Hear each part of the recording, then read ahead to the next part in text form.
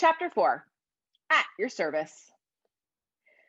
Being the smartest kid in class, Carlos had figured out that the animal you found in the closet could kind of turn out to be a problem if you had a problem, like being a cowboy snob like Tashala, or an interrupter like Eric. But Carlos couldn't think of any problem with being smart. He couldn't wait to get picked and to find out what his animal would be. He figured it would be something super clever. Today, Miss Plum was showing them how to tie a turban. First, you put the end of the cloth in your mouth, she said, biting onto the end of a long piece of orange cloth. Then wrap it around. Then Miss Plum sniffed and asked, "Who can get me some Kleenex?" Carlos's hand shot up, but Ms. Plum picked Dharma. Dharma, who hadn't even raised her hand, who never raised her hand. She was almost as quiet as Hobie, who was from Africa and didn't speak English very well. Dharma was so messy and clumsy. She was always getting glue in her hair or mud on her shoes and bug bites on her hands that she scratched until they were scabby. But Ms. Plum looked right past Carlos's waving, wriggling hand and nodded at her. "Dharma, could you please?" Dharma blushed so hard she had tears in her eyes. She stood up hesitantly and knocked over her chair. "Sorry," she said, quickly setting the chair back up and patting it. Then she tripped on her shoe strap. "Sorry," she mumbled. At last, Dharma made it to the closet. She was gone a long time. Ms. Plum continued with her lesson on turban wrapping, and it was really hard to pay attention. Although everyone wanted to wear a turban, as Miss Plum had promised they could, they kept wondering what was taking Dharma so long. Finally, Dharma poked her head out and said, "I can't find the Kleenex." Then she looked down and said, "Oh." A squad of bright-eyed squirrels strode from the closet, walking on their hind legs, carrying the Kleenex box above their heads like a bunch of servants carrying Cleopatra on her throne. They marched the Kleenex over to Ms. Plum's desk. Ms. Plum put the final tuck into her turban and looked down at the squirrels. "Why, thank you, squirrels," she said, giving Dharma a kind look. "Very nice, dear. Very nice indeed." Dharma didn't know what Ms. Plum was talking about, but still, it made her feel good. The squirrels scurried to Dharma's desk, apparently to await further orders. Dharma stumbled back to her chair.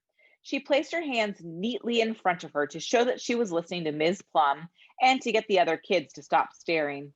The squirrels took one look at her ragged fingernails, disappeared into the closet with flicks of their tails, and reemerged with nail clippers, a nail file, and a bottle of soft pink nail polish.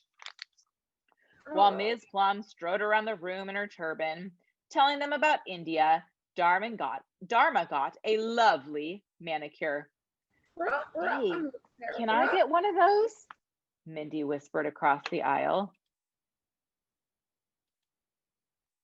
Mindy had never said anything to Dharma before. Dharma tried shooing the squirrels in Mindy's direction, but they just perched on the edge of Dharma's desk, their bright eyes shining on her, eager smiles on their faces, their tails at attention. Dharma took the bottle of nail polish and set it next to Mindy. One of the squirrels leaped onto Mindy's desk and whisked away the bottle of polish right away. "Yipes!" cried Mindy. "Sorry," said Dharma, nervously picking at her new manicure. The squirrels marched back into the closet with the manicure stuff. After a moment, they came out with assorted candies, including a giant bag of chocolate kisses. They hauled it all over to Dharma. "You have to share those," said Becky O. "Sorry," said Dharma. She tried passing out kisses to the class, but the squirrels grabbed them and scurried everyone back to her. The kisses sat in a big foil-wrapped pile in front of her. The squirrels stared at her expectingly. One of them held up a kiss for her in its little paw. When she didn't take it, they all bent their heads, drooped their tails, and looked horribly sad. For the first time ever, Dharma raised her hand. "Yes, Dharma," said Miss Plum. "Is it okay if I eat a candy?" she asked, nodding at the sorrowful squirrels. "Certainly, dear," said Miss Plum. "I think it would be the kind thing to do." So Dharma ate one kiss. The squirrels looked sad. She ate two. The squirrels still looked sad. Dharma had to eat 15 chocolate kisses, 5 caramels, and a bag of M&Ms before they began beaming again. Sorry, she kept saying with each bite. Sorry, she gave a little burp. Then the squirrels got really serious. They organized Dharma's binder. They buffed her shoes with their tails. They combed her hair with their cunning little paws. They sharpened her pencils. They couldn't do enough for her. How come she gets all this cool stuff done for her? Complained Becky O. Ms. Plum looked thoughtful. Maybe our Dharma is cool, she said finally. The kids all stared at Dharma. Miss Scabby Bug Bites was cool? Dharma shrugged sheepishly and kept saying sorry, but she didn't look that sorry. In fact, she looked quite pleased at the way the squirrels had arranged her hair. When Dharma had to leave after school, the squirrels clung to her ankles and made pitiful whining sounds. One tried desperately to polish her shoes even as she stepped out the door. Thank you so much, she said, turning back. The squirrels stood in a line at the door. But I really have to get home. The squirrels all gave a tremendous mutual sigh. The next morning, the squirrels were gone, but they had tidied up Dharma's desk, spell checked her essay on the Taj Mahal, and left a pile of pink bubblegum. You're so lucky, gushed Amiko. I wish I had a bunch of squirrel helpers, said Becky O. Want some gum? Said Dharma shyly. The girls nodded. Me too? Asked Mindy. Dharma handed them each a piece of gum. I like your new shirt, said Mindy. I made it myself, said Dharma. I wish I could sew, said Mindy. Well, one sleeve is kind of on backward. Oh, I thought that was a cool new style. Pink's my favorite color, Mindy added, snapping her gum. What's yours? Blue, said Dharma, blushing and pointing the toes of her almost shiny shoes. Then she looked up at Miss Plum and smiled like the sun. Carlos thought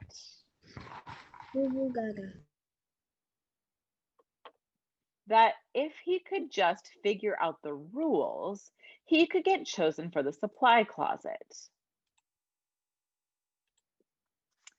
So, the night after Dharma got her squirrels, Carlos wrote down what he knew so far. Animals came only from the closet. No one was able to talk about the animals outside Miss Plum's room. The animals couldn't leave the classroom. He was pretty sure. The animals disappeared by the next day. Sir Prancelot had been gone the next morning, and so had the squirrels. It helped if you were pathetic or a loudmouth or had some kind of problem. This was the most important rule, and that obviously was the trouble. Carlos needed to be much less amazing and less wonderful than he was. So the next day, Carlos started throwing eraser bits at the back of Brad's neck. It took Brad a while to figure out what was happening, but when he did, he glared at Carlos so hard that Carlos began to worry about what might happen at recess. Besides, he started to wonder what kind of animal a class pest would find. Probably a giant cockroach. He figured if you wanted a good animal, it was better to be someone people felt sorry for. Like Dharma. Well, like Dharma used to be. The next morning, Carlos wore his old pants from second grade. They were too short and had holes in the knees. Hey, your baby brother called. He wants his pants back, said Brad. Where's the flood, High Pants? Said Becky O. She and Brad high-fived each other. Just as he had hoped, kids were being mean to him. When Carlos sat down, he could barely breathe. His pants were so tight. By lunchtime, his legs were numb. It was really uncomfortable pretending to be poor and sad, and Ms. Plum never even noticed how pitiful he was anyway. Then he remembered Mindy. She had done a good deed and had gotten a neat horse. Carlos did good deeds all the following day. He picked up dropped pencils, opened doors, and let Eric cut in front of him in line at lunch. He even tried to get Jeremy to laugh by telling him a joke, but Jeremy just stared at him. Still, it was the thought that counted, right? Carlos looked hopefully at Ms. Plum. She smiled warmly at him, but that was all. No one was asked to go in the closet that day or for the next 2 weeks, long after Carlos had become tired of doing good deeds. So now he knew Rule 6. You couldn't predict when or why or what would happen with the closet. All he could do now was wait and wait and wait. Then Carlos had an awful thought. What if Miss Plum never picked him? No, that wasn't possible. Was it?